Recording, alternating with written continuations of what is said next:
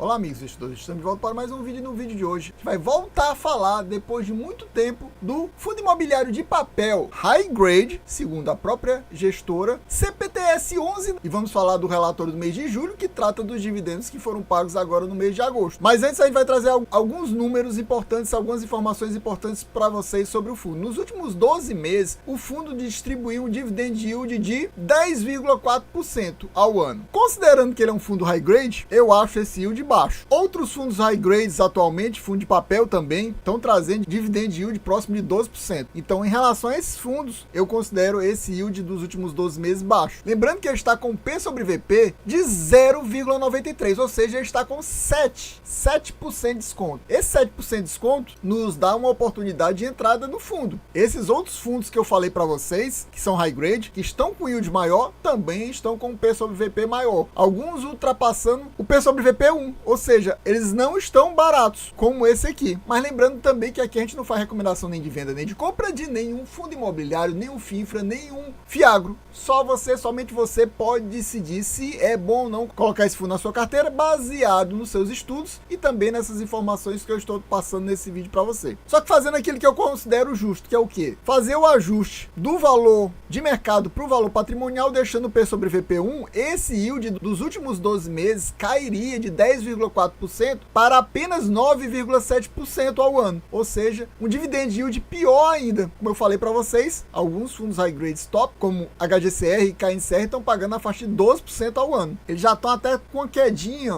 um pouquinho abaixo, tipo 11,5%, mas mesmo assim, cerca de 2% acima desse yield aqui trazido pelo CPTS. Só claro que esse aqui está com desconto e eles não. O último dividendo pago pelo fundo foi de 8 centavos. Ou seja, considerando esse valor da cota de mercado, é um yield bom, porque é 0,99%, ou seja, praticamente 1% no mês. E 1% no mês é um yield bom. Os fundos high grades que eu acabei de citar para vocês estão pagando na faixa de 0,90 para 0,95. Então, entrando aqui nos highlights, pessoal, para quem não sabe, é simplesmente destaques em inglês. Então, o fundo conta com um valor de mercado atualmente de 2,62 bilhões, é um fundo de papel grande, quase 3 bi já, mas o valor patrimonial dele é de 2,82 bilhões, ou seja, mais próximo ainda de 3 bilhões, e a gente vê dessa forma que o fundo está descontado. No momento de fechamento desse relatório, a taxa líquida, que é exatamente o retorno que o fundo traz ao investidor comprando no valor de mercado no momento de fechamento desse relatório, era de IPCA mais 8,64, ou seja, uma taxa bem interessante. Considerando que a NTN-B, por exemplo, atualmente o IPCA mais do Tesouro está pagando IPCA mais 6%. Então aqui seria IPCA mais 8,64, praticamente 2,64 a mais, e aqui é isento de imposto de renda, e lá tem o imposto de renda que no mínimo come 15% dos rendimentos. Só que agora o valor deu uma subida, porque esse mês aqui o IFIX está em alta, então a gente vai ver que o retorno atualmente não é tão bom assim, mas ainda continua sendo bom. O resultado do fundo, ou seja, o lucro do fundo foi de praticamente 12 centavos, vocês estão vendo aí, 11 centavos,8, e ele pagou 8 centavos, como eu falei para vocês, mais precisamente 8,1 centavos. Ou seja, ele praticamente colocou quase 4 centavos em reserva. O número de cotistas do fundo é muito bom, 388 mil, é uma quantidade bem alta de cotistas, aumentou mais ainda depois que ele se tornou um fundo de base 10, lá para setembro do ano passado, agosto, setembro, que ele fez o desdobramento das cotas e se tornou um base 10. Sim, uma coisa que eu gostaria de falar, eu tinha me esquecido, essa questão do dividend yield do ano dele tá muito baixo. Para começar a história, esse fundo é um fundo basicamente indexado a IPCA. Grande parte da carteira dele é IPCA+. Então ele sente muito o impacto de valores baixos de inflação ou até deflação. Então isso já prejudica o fundo. Para quem não sabe, esse fundo está com uma alavancagem relativamente alta, cerca de 10%, e essa alavancagem é em CDI. Então tem aquele descasamento entre a taxa que ele recebe e a taxa que ele está pagando essa alavancagem. Então tem esse problema também. Então o fundo passou cerca de uns 6, 7 meses, mais ou menos, desde outubro do ano passado, pagando os rendimentos baixos, na faixa de 6 centavos a 7 centavos. Atualmente ele já melhorou e está pagando essa faixa de 8 centavos nos últimos 4 meses, girando em torno de 8 centavos. Então, por causa desses baixos pagamentos durante uns 6, 7 meses, do final do ano passado, mais ou menos de outubro até março desse ano, está trazendo esse rendimento baixo, exatamente por causa dessa questão. O fundo conta atualmente com a carteira de crédito de 46 ativos, ou seja, 46 CRIs, sendo 28 devedores, ou seja, tem alguns devedores que tem mais de uma CRI. Esse fundo tem esse outro detalhe que eu gostaria de falar para vocês. Ele não é aquele fundo que o pessoal chama de puro sangue, ou seja, que só investe em CRI. Ele tem 1/3 da carteira dele,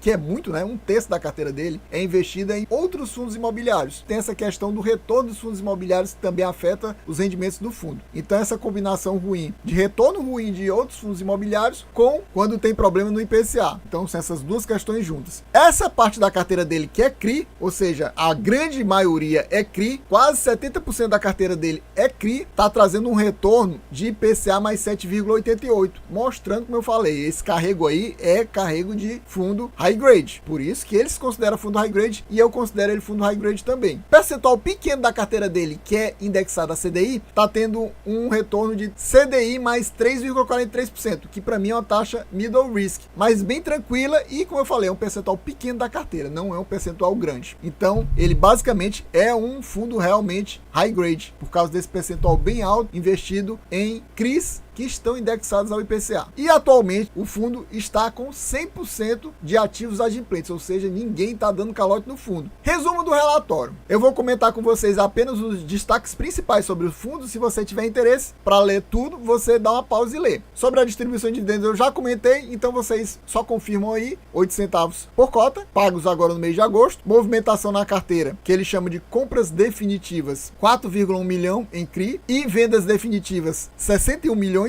em CRI, e como a gente já falou, o resultado do fundo foi maior do que ele distribuiu. A gente já viu aqui quase 12 centavos por cota. Em termos de liquidez, o fundo teve uma média de liquidez diária de 8 milhões, ou seja, é muito fácil vender e comprar cotas do fundo. Atualmente o fundo conta com 70% de investimentos em CRIs, como eu falei, praticamente 1/3, 29% em outros fundos imobiliários e um pequeno valor ainda em caixa, 0,6%. O top 5 maiores devedores do fundo são o XP Properties, que é o XPPR, mas aqui são as CRIs do XPPR, diga-se de passagem, aqui não é o fundo imobiliário, preste atenção nesse detalhe. Aí ele coloca o que ele chama de pulverizado, que são aqueles devedores pequenos, o fundo imobiliário General Shopping, o HBR e o Açaí. Esse é o top 5 maiores devedores do fundo. E o fundo se encontra atualmente com uma alavancagem, isso aqui é a alavancagem, compromissados reversas de 276 milhões. Como a gente já viu o valor patrimonial dele nesse instante, esse aqui é basicamente 10% do fundo. E aí ele fala que é 9,8% do patrimônio líquido. E a taxa é, como eu falei, apesar dele ser um fundo majoritariamente indexado a IPCA, a dívida dele é em CDI. Um CDI com a taxa de CDI mais 0,7% ao ano. Em relação à carteira de crédito dele, a gente já falou, 46 CRIs, que ele chama casos de crédito, que é 70% da carteira do fundo. Desse 70% da carteira do fundo, 96%, ou seja, quase tudo, é indexado a IPCA. Na média, como eu falei para vocês, é IPCA mais 7,88 na marcação a mercado. E 3,7% desses 70% é CDI mais 3,43%. Em relação à carteira de FIIs do fundo, ele possui 33% praticamente da carteira alocada em fundos imobiliários de shoppings, 20% em fundos imobiliários de renda urbana, 19% em fundos de logística e 14,4% em fundos de lajes corporativas. O top 5 maiores devedores de fundos imobiliários, como eu falei, ali era o top 5 em termos de CRI, agora em termos de fundo imobiliário, a maior posição dele é CPLG, que é um fundo da própria casa, o GCFI 11, o VVMR 11, o CPSH